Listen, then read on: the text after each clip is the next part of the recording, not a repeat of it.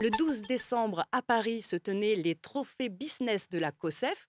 C'est la chambre officielle de commerce d'Espagne en France. Et on accueille José Labrador, le DG France de Ormasabal du groupe Velatia, et sa marraine, Marie-Cécile Tardieu, directrice générale déléguée de Business France. Bonjour à vous deux. Bonjour. Bonjour.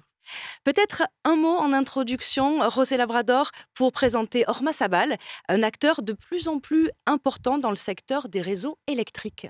Ormazábal est un groupe industriel et familial d'origine dans les Pays Basques, en Espagne.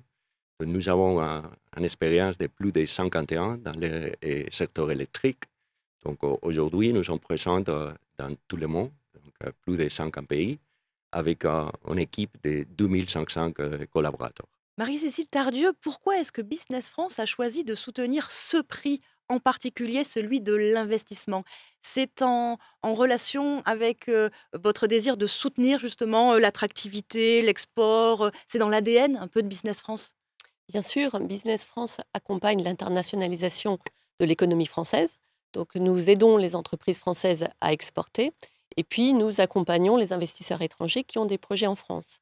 C'est aussi pour nous ce prix, une façon de travailler avec la COSEF, qui est un partenaire qui englobe les entreprises espagnoles en France. Et l'Espagne est un grand partenaire pour la France. Quel lien entretiennent Ormasabal et Business France, du point de vue de la COSEF peut-être d'abord, avant que vous ne répondiez? Mhm. Eh bien, en fait, Ormasabal, c'est vraiment un groupe qui est typique du tissu économique industriel espagnol. C'est un groupe familial, c'est un groupe qui est très pointu dans ses domaines d'excellence. C'est un groupe qui est très ouvert sur l'international. Et c'est un groupe qui, malgré tout, a conservé ses racines, son ancrage en Espagne, mais plus qu'en Espagne, au Pays Basque. Donc, en fait, vous voyez, un groupe industriel très ancré dans son territoire et très ouvert sur le monde entier et vraiment avec des solutions d'excellence.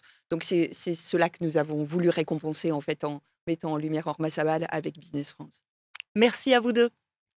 À présent, place au lauréat français du prix de l'investissement et du rayonnement en Espagne. Et c'est l'entreprise Ors du groupe Renault, une entreprise française déjà bien implantée en Espagne, bien sûr, qui l'a remporté. Anna Sampelayo, bonjour. Bonjour. Vous êtes la directrice exécutive de Ors et vous êtes accompagnée de votre parrain, Sidney Pinco, directeur commercial grand compte de Telefonica France. Bonjour à Bonjour. tous les deux. Anna Sampelayo, on connaît peut-être pas bien encore Ors en France. C'est un spin-off du groupe Renault. Est-ce que vous pouvez nous la présenter davantage? Bien sûr. À Horst, nous développons des solutions de mobilité adaptées à toutes les régions. Et comme vous avez bien dit, nous sommes un spin-off de Renault. Nous avons été consolidés il y a un an et demi. Ce qui nous rend différents, je dirais, que c'est notre défi par rapport à la décarbonisation. Nous nous avons fixé des objectifs très ambitieux là, avec une approche globale, parce que nous savons que les régions ne vont pas dans le même rythme dans l'électrification. C'est vrai que l'Europe a fait un fort pari pour l'électrique, mais par contre, des régions comme l'Inde, l'Amérique latine et l'Afrique ne peuvent pas les suivre dans le même rythme. Alors, nous proposons des solutions combinées de basse émission qui pourraient répondre à une solution soutenable. Sidney Pinco, à votre avis, pourquoi Ors méritait de recevoir ce prix de l'investissement? Eh bien, pour plusieurs raisons. Alors, tout d'abord, rappelons, comme vient de le dire Anna, que Ors étant un spin-off du groupe Renault, il s'agit d'une entreprise relativement jeune qui a pris son envol il y a environ un an et demi. Donc, à ce titre, ils ont tout d'abord investi dans les talents avec beaucoup de création d'emplois à la clé en Espagne. Dans la montée en compétences des équipes et notamment de R&D avec le transfert de savoir-faire dans le domaine de la mise au point des moteurs, des batteries, des systèmes de transmission, dans le software, puisqu'il y a beaucoup de software aujourd'hui dans les voitures.